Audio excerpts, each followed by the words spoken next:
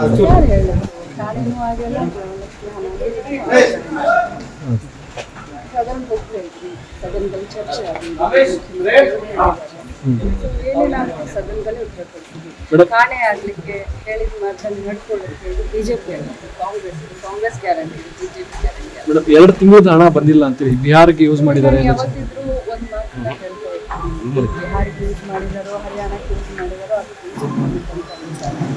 ಒಂದು ಮಾತನ್ನ ಹೇಳ್ತೀನಿ, ಸದನದಲ್ಲಿ ಸ್ಪಷ್ಟವಾಗಿ ನಾನು ಹೇಳಿದ್ರಿ 43 ಕಂತನ್ನು ಹಾಕಿದ್ದೀವಿ, 23 ಕಂತನ್ನು ಹಾಕಿದ್ದೀವಿ, 46,000 ರೂಪಾಯಿ ಇಲ್ಲಿವರೆಗೆ ಆಗಿದೆ, ಆಗಸ್ಟ್ವರೆಗೆ ಕ್ಲಿಯರ್ ಮಾಡಿದ್ದೀನಿ.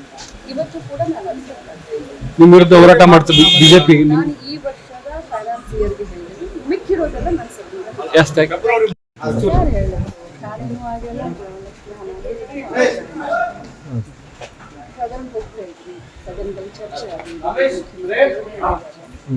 ಏನಿಲ್ಲ ಅಂತ ಸದನದಲ್ಲಿ ಉತ್ತರ ಕೊಡ್ತೀವಿ. ಕಾಣೆ ಆಗ್ಲಿಕ್ಕೆ ಹೇಳಿದ ಮಾತನ್ನು ನಡ್ಕೊಳ್ಳೋಕೆ BJP Congress guarantee, BJP guarantee. 2 ತಿಂಗಳದ ಹಣ ಬಂದಿಲ್ಲ ಅಂತೇಳಿ ಬಿಹಾರಕ್ಕೆ ಯೂಸ್ ಮಾಡಿದ್ದಾರೆ. ಯಾವತ್ತಿದ್ರು ಒಂದು ಮಾತನ್ನ ಹೇಳ್ತಾ ಇರ್ತೀವಿ, ಬಿಹಾರಿಗೆ ಯೂಸ್ ಮಾಡಿದಾರೋ ಹರಿಯಾಣಕ್ಕೆ ಯೂಸ್ ಮಾಡಿದಾರೋ ಅದು ಬಿಜೆಪಿ ವಿಚಾರ.